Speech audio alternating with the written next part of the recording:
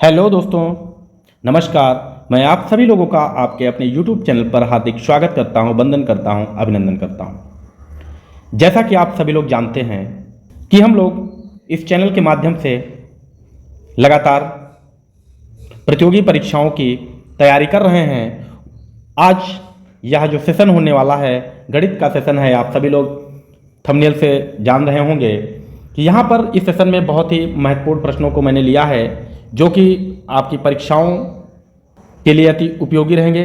परीक्षा के पैटर्न पर ही आधारित प्रश्नों का संकलन किया है और ये आप लोगों के लिए बहुत कारगर सिद्ध रहेंगे। तो आप लोग कॉपी कलम साथ में लेकर बैठें, ताकि जो भी चीज़ें आप लोगों को नहीं आ रही हैं, जो फार्मूले, कोई ट्रिक या कोई कॉन्सेप्ट है जो आप लोगों को नहीं आ रहा है, वो आप लोग नोट करते रहें और गणित के प्रश्नों को बेहतर तरीके से समझने का प्रयास करें। प्रश्नों की प्रकृति को समझें कि किस प्रकार के प्रश्नों को परीक्षाओं में पूछा जा रहा है। वही प्रश्नों को मैं लेकर आया हूं और आप लोग भी ऐसे ही प्रश्नों को तैयार करते हुए चलें। कॉन्सेप्ट आप लोग लिखते रहें, ताकि आने वाले समय में आपको ऐसे प्रश्नों पर किसी भी प्रकार की कोई दिक्कत ना हो और ऐसे प्रश्नों को आप आज के बाद आसानी से हल कर सकें और परीक्षा हॉल में आप अपना बेहतर से बेहतर कर सकें। इसी उम्मीद के साथ हम लोग इस सेशन की शुरुआत करेंगे कि आप लोग इस सेशन से बेहतर सीख पाएंगे कि आज के बाद ऐसे प्रश्नों में आपको कभी भी कोई दिक्कत नहीं होने वाली है। तो चलिए शुरुआत करते हैं हम लोग इस सेशन की। इससे पहले कि हम लोग शुरुआत करें, आप लोग वीडियो को शेयर कर दीजिए और वीडियो के अंत तक बने रहिए। आप लोग बेहतर से बेहतर सीखेंगे, ये मेरा दावा है। तो चलिए शुरुआत करते हैं।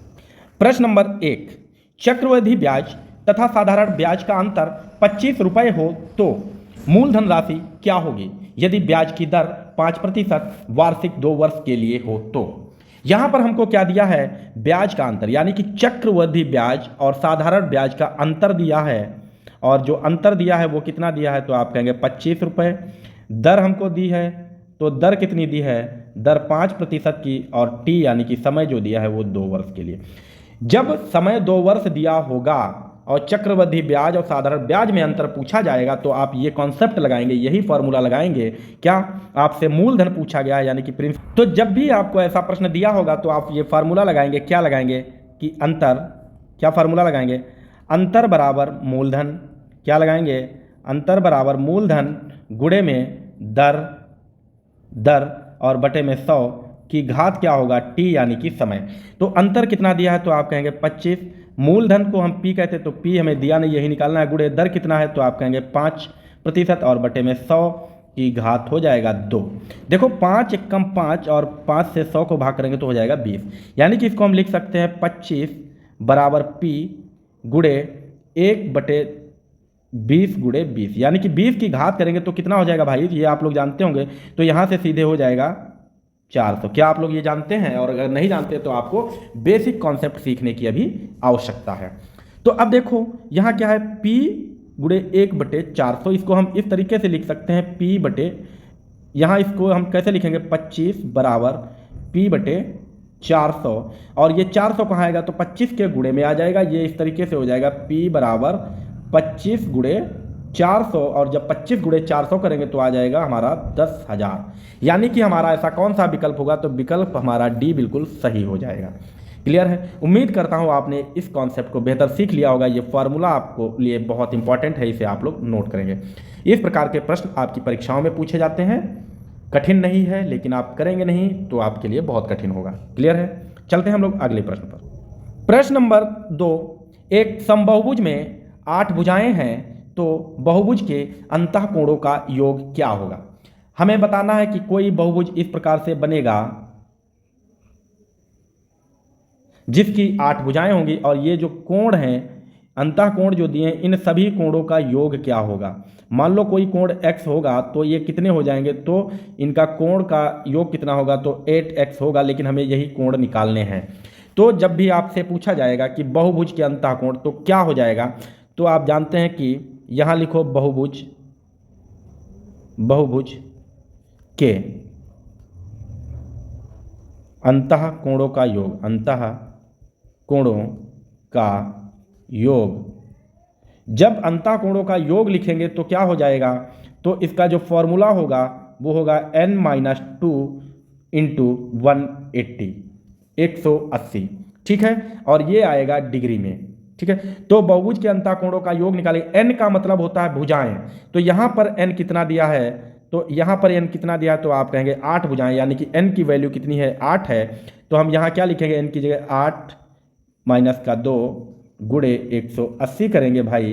तो 8 से जब 2 जाएगा तो बचेगा 6 गुणे 180, और 18 छंगा कितना होता है, तो 108 होता है, और 0 और डिग्री लगा देंगे यानी कि अंश लगा देंगे, तो क्या हो जाएगा 1080 यानी कि 1080 अंश होगा अंतःकोणों का योग। तो विकल्प हमारा कौन सा सही होगा, तो विकल्प ए बिल्कुल सही हो जाएगा।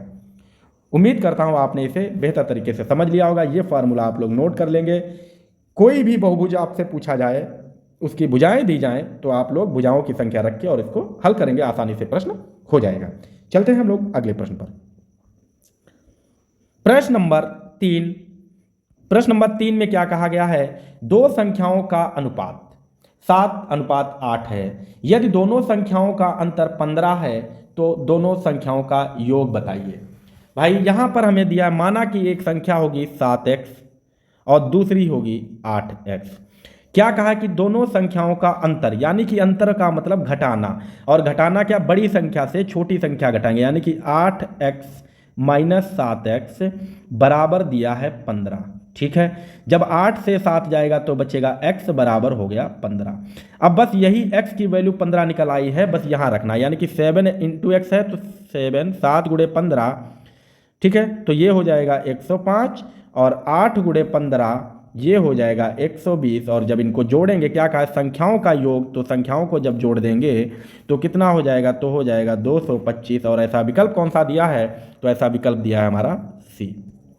क्लियर है, आपने बेहतर सीख लिया होगा। तो चलते हैं हम लोग अगले प्रश्न पर। प्रश्न नंबर 4 बहुत ही साधारण सा प्रश्न दिया है। बोर्ड मास नियम पर आधारित प्रश्न है, और ये बहुत ही बेसिक प्रश्न है, आप लोगों के लिए आसान है। आप लोग इसको कर पा रहे हैं तो बहुत अच्छी बात है, तो आप लोग गणित में ठीक ठाक है। अगर ये नहीं कर पा रहे हैं तो आपको बेसिक सीखने की आवश्यकता है। तो इसका उत्तर क्या होगा, तो आप लोग इसको हल करके बताइए कि उत्तर क्या होगा, तब तक इसको हम हल करते हैं। यहाँ लिखा है 42 गुणे 24, तो इसको हम लोग लिखेंगे 42 गुणे 24। 24 के बाद क्या दिया है, भाग 7 दिया है, यानी कि बटे में 7 कर देंगे।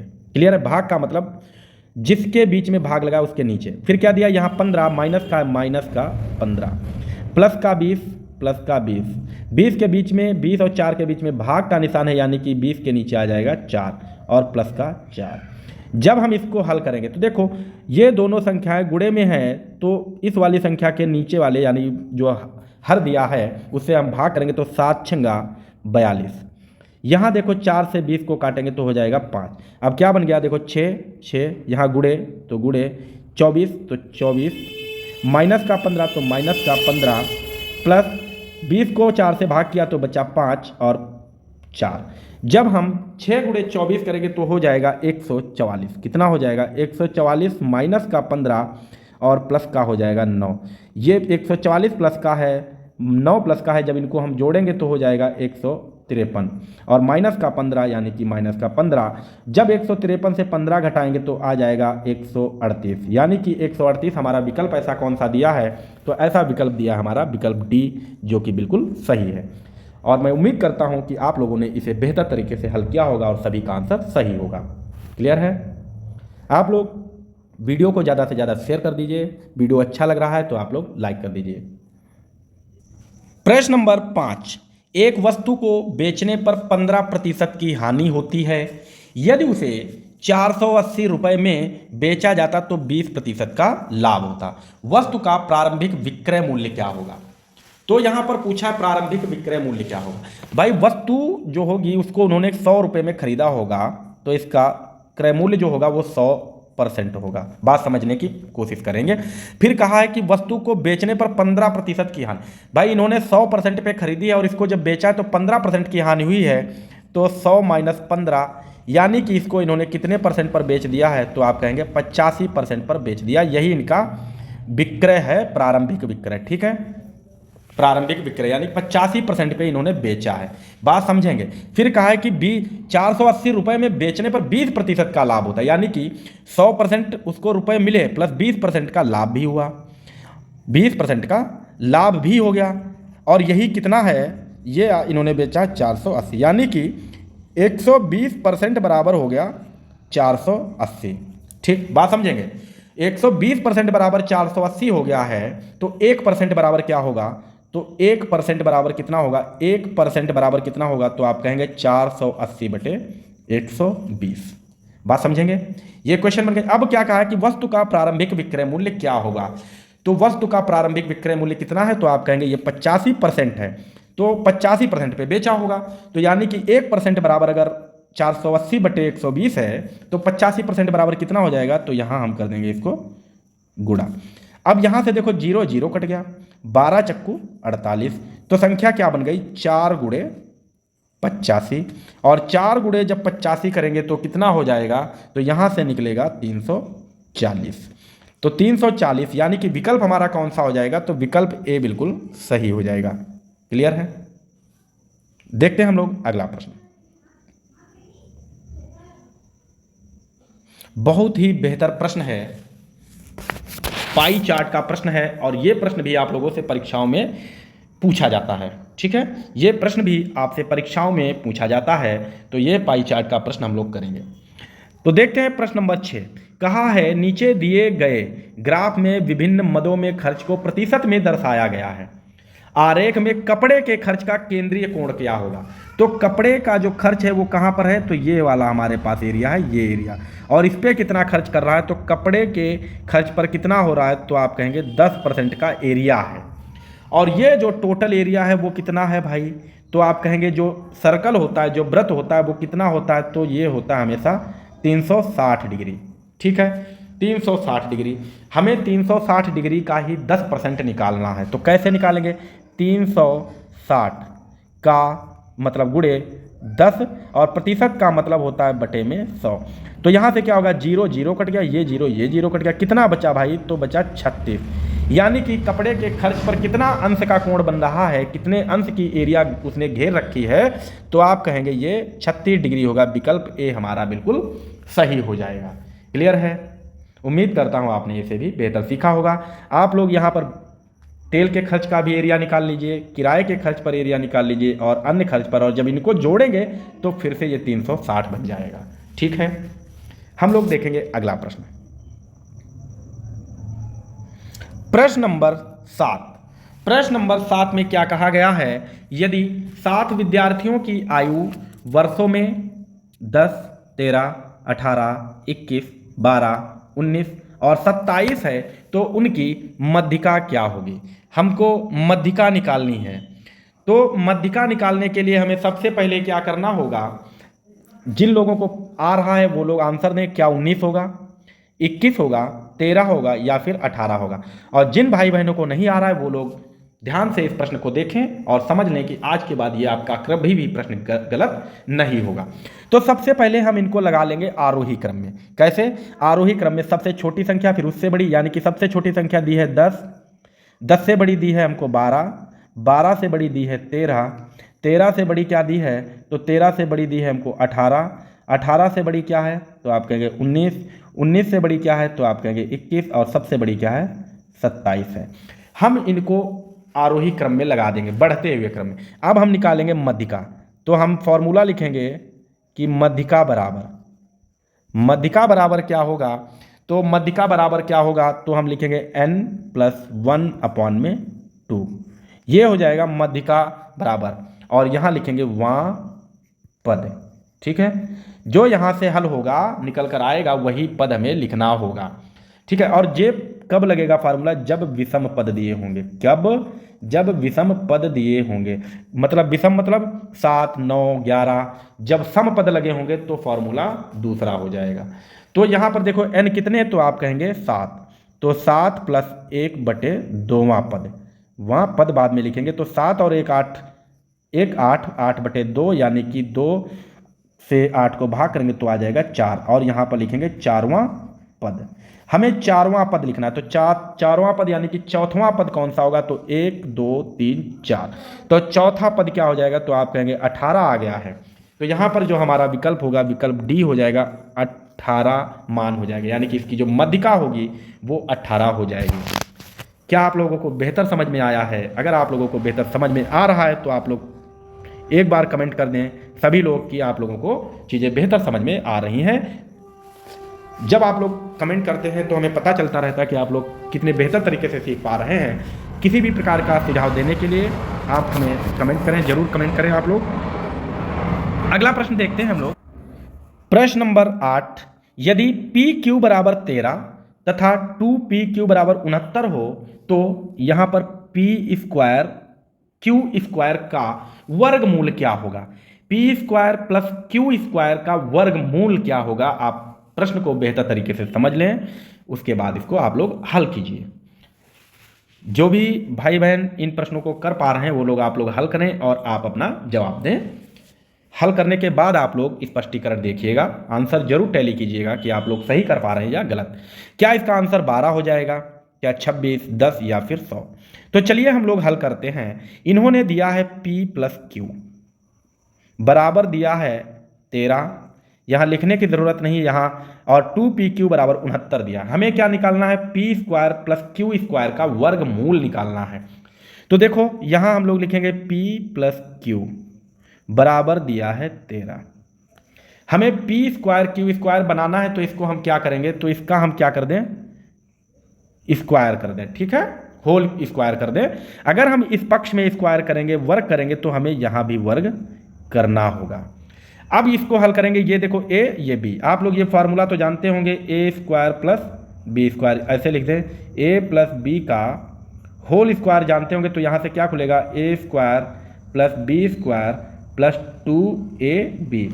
अब आप देखेंगे क्या ये a और b नहीं लिखा है, तो इसको जब हल करेंगे तो क्या हो जाएगा? तो आप कहेंगे P square plus Q square plus 2pq बराबर, जब 13 का स्क्वायर करेंगे तो हो जाएगा 169। क्या आप लोग बेहतर समझ पा रहे हैं? बिल्कुल। अब यहाँ देखो p स्क्वायर लिखा रहेगा प्लस क्यू स्क्वायर लिखा रहेगा प्लस 2pq। 2p की वैल्यू हमें देखो यहाँ पर दिया है 69 यानी कि 69, तो हम 2p की जगह 69 लिखेंगे और बराबर लिखेंगे 169। और जब इसको हम हल करेंगे तो क्या हो जाएगा? P square plus Q square बराबर में क्या लिखेंगे? ये 69 कहाँ आएगा? यहाँ आ जाएगा माइनस में, यानी कि बराबर के बाद 169, और ये वाला जो 69 है ये यहाँ आएगा माइनस हो जाएगा, तो इसको हम लिखेंगे माइनस का 69। क्या आप लोग इतना समझ पा रहे हैं? अब जब इसको हल करेंगे तो क्या हो जाएगा? P square plus Q square बराबर 169 से 69 घटाएंगे तो हो जाएगा 100, ठीक। P square plus Q square का मान आ गया 100। अब आप लोग सोच रहे होंगे कि इसका आंसर 100 है, लेकिन नहीं, अभी हमारा पूरा प्रश्न नहीं हुआ। अब क्या कहा कि इसका P square plus Q square का वर्गमूल, यानी कि इसका वर्गमूल क्या होगा? तो इसका वर्गमूल का मतलब होता है कि रूट 100 लिखना है। और हम रूट 100 को कैसे लिख सकते हैं? 10 स्क्वायर रूट, और ये स्क्वायर रूट को खत्म करेगा तो हो जाएगा 10, यानी कि 100 का वर्गमूल आप जानते हैं 10 होता है। तो इसका विकल्प कितना हो जाएगा मेरे भाइयों? इसका विकल्प हो जाएगा सी वाला, आंसर 10 होगा। आप लोग कमेंट करके बताइए कि ये किसका किसका सही हुआ है, किस भाई बहन ने इस प्रश्न को सही किया। आप कमेंट कीजिए, आपका आंसर 100 आया होगा, है ना? हाँ, तो चलिए अगला प्रश्न देखते हैं। प्रश्न नंबर 9, यदि a अनुपात b 2:3 दिया है तथा b अनुपात c बराबर 4:5 हो तो a b c अनुपात का मान हमें निकालना है, तो हमें इसको किस प्रकार से हल करना होगा ये आप लोग बताइए। हो सकता है आप लोग इस प्रकार के प्रश्न कर पा रहे हों, अगर नहीं कर पा रहे हैं तो हम लोग देखते हैं कि इस प्रकार के प्रश्नों को हम कैसे करेंगे। तो यहाँ पर लिखा है ए बी, इसको हम लोग इस तरीके से लिखते हैं ए अनुपात बी, फिर क्या दिया? बी अनुपात सी, यानी कि बी के नीचे लिखेंगे बी और सी लिखेंगे, ठीक। तो ए की जगह हम क्या लिखेंगे? ए की वैल्यू कितनी? तो आप कहेंगे 2, तो यहाँ लिखेंगे 2। बी की वैल्यू यहाँ कितनी? 3, तो यहाँ लिखेंगे 3। फिर यहाँ देखो हमने बी और सी का अनुपात है, तो बी का अनुपात यहाँ 4, तो यहाँ 4, और सी कितना दिया है? तो 5, तो 5। अब हम क्या करेंगे? सबसे पहले इसको गुणा करेंगे, 2 गुणे 4, तो ये हो जाएगा 8। फिर क्या करेंगे? इस वाले 3 से इस 4 की गुणा करेंगे तो हो जाएगा 3 चक्कू 12। फिर क्या करेंगे? हम इस 3 से इस 5 की गुणा करेंगे तो हो जाएगा 15। ठीक, तो हमारे पास कौन सा विकल्प बन गया है?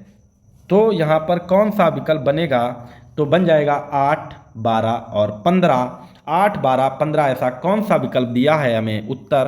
तो आप कहेंगे विकल्प ए हमारा सही हो जाएगा। 8, 12, 15 विकल्प ए बिल्कुल सही हो जाएगा। ठीक है, क्लियर है? आप लोग कर पाएंगे। इसको हम कैसे करते हैं? ए गुणे बी, ये एक अनुपात, फिर बी गुणे बी 2 अनुपात, फिर बी गुणे सी। ठीक है, इस तरीके से हम लोग करेंगे तो ये आसानी से हो जाएगा। क्लियर है? चलते हैं हम लोग अगले प्रश्न पर। यह हमारा आज का अंतिम प्रश्न है, अंतिम प्रश्न नंबर 10। इसको हम लोग हल करते हैं। कहा है प्रश्न नंबर 10 में, पिंकी इस समय रानी से 12 वर्ष छोटी है। 4 वर्ष बाद रानी की आयु उस समय पर पिंकी की आयु की दुगनी हो जाएगी। पिंकी की वर्तमान आयु क्या है? तो हमें यह बताना है। किस प्रकार से हम लोग हल करेंगे? तो यहां पर कहा है पिंकी इस समय रानी से 12 वर्ष छोटी है। तो अगर हम देखें रानी की आयु कैसे करेंगे, तो रानी की आयु कितनी होगी? तो हम मानेंगे x। ठीक है, x। तो पिंकी की आयु कितनी होगी? तो पिंकी की वर्तमान आयु कितनी होगी? भाई 12 वर्ष छोटी है, तो x में से अगर हम 12 घटा दें तो ये निकल आएगी। ये हमारे रानी की आयु है, ये पिंकी की आयु है। अब क्या कहा है? क्या कहा कि 4 वर्ष बाद यानी कि रानी की आयु, तो रानी की आयु कितनी x है, तो 4 वर्ष बाद यानी कि x + 4 हो जाएगा, बराबर में x - 12 लिखेंगे। ठीक है, 4 वर्ष बाद रानी की आयु उस समय पिंकी की आयु की दोगुनी हो जाएगी। तो ये रानी की आयु अगर इसकी दोगुनी हो जाएगी तो हम क्या करेंगे, इधर कर देंगे इंटू 2 कर देंगे। ठीक है, 4 वर्ष बाद, तो यहाँ पर भी तो 4 वर्ष जुड़ेगा। ये वर्तमान आयु है पिंकी की, और 4 वर्ष बाद तो 4 गुणे में 2 कर दें, क्योंकि ये दोगुनी है तो अगर हम यहाँ 2 गुणा कर दें तो बराबर हो जाएगा। ठीक है, आप लोग समझ पा रहे होंगे। तो अब इसको हम हल करेंगे तो ये क्या हो जाएगा, x + 4 इक्वल में क्या हो जाएगा, तो लिखेंगे 2x माइनस का 24 और प्लस का 8। भाई 2 की गुणा यहाँ पहले x से, फिर 12 से, फिर 4 से, तो ये हल हो जाएगा इस तरीके से। अब हम लोग क्या करेंगे, चर वाले एक तरफ और अचर एक तरफ। तो देखो यहाँ x और ये आएगा माइनस का 2x, बराबर में क्या लिखा, माइनस का 24 और प्लस का 8, और ये 4 इधर आएगा, माइनस हो जाएगा माइनस का 4। ठीक है, तो यहाँ से हम लोग घटाएंगे तो यहाँ से बचेगा माइनस का x बराबर कितना होगा, यहाँ कितना है, तो आप कहेंगे 24 और 4 28, और 28 से 8 जाएगा, यहाँ कितना हो जाएगा, माइनस का, देखो माइनस का 28 और प्लस का 8, जब इसको हल करेंगे तो आ जाएगा माइनस का 20। माइनस माइनस कट जाएगा तो x की वैल्यू कितनी हो गई, तो 20 हो गई, x की वैल्यू 20 हो गई। ठीक है, अब क्या पूछा, पिंकी की वर्तमान आयु पूछी गई है कितनी है। तो पिंकी की वर्तमान आयु यहाँ हमने क्या लिखा है, x - 12 यानी कि 20 - 12, तो कितनी, तो आप कहेंगे 8। विकल्प कौन सा हो जाएगा, विकल्प हमारा बी बिल्कुल सही हो जाएगा। ठीक है, उम्मीद करता हूँ आप लोगों ने इन प्रश्नों को बहुत ही बेहतर तरीके से सीखा होगा, और आप लोग इन वीडियोज़ के माध्यम से काफ़ी हद तक चीज़ें सीख रहे हैं। और यकीन मानिए आप लोग मेरे साथ बने रहिए, आप लोग गणित बहुत ही आसानी से करना सीख जाएंगे। परीक्षाओं में आपको बिल्कुल भी किसी भी प्रकार की कोई दिक्कत नहीं होने वाली है। तो आप लोग फटाफट कमेंट करके बता दीजिए कि आप लोगों को कितने आंसर सही हुए हैं, ये आप लोग बता दीजिए कि कितने आंसर आप लोग सही कर पा रहे हैं, ये आप लोग ज़रूर बताइए। किसी भी प्रकार की दिक्कत हो, कोई भी दिक्कत अगर है तो आप हमें कमेंट कीजिए, या फिर हमसे कांटेक्ट करने के लिए, किसी भी प्रकार का कांटेक्ट करने के लिए कोई भी सुझाव अगर है तो हमारे व्हाट्सएप नंबर 9415670879 पर आप हमें कांटेक्ट कर सकते हैं। Only WhatsApp message. ठीक है, मैसेज आप लोग कीजिएगा तो आपका जवाब जरूर दिया जाएगा। ठीक है, तो आज के लिए इतना रखते हैं, मिलेंगे हम लोग अगले सेशन में बेहतरीन वीडियो के साथ। आप लोग वीडियो अच्छे लग रहे हैं अगर आप लोगों को, और यकीन मानिए अगर आप लोग यहाँ तक रुके हैं तो आपको वीडियो वाकई में अच्छे लग रहे हैं, तो आप लोग प्लीज़ इसके लिए आप लोग कम से कम लाइक करते रहिए, वीडियो आप लोग शेयर करते रहा करिए भाई लोगों। और चैनल जिन्होंने सब्सक्राइब नहीं किया वो लोग चैनल सब्सक्राइब कर ले, ताकि आपको हर एक वीडियो की नोटिफिकेशन मिलती रहे और आप लोग बेहतर से बेहतर चीज़ें सीखते रहें। तो मिलेंगे हम अगले सेशन के साथ। Thanks for watching video, take care, bye bye.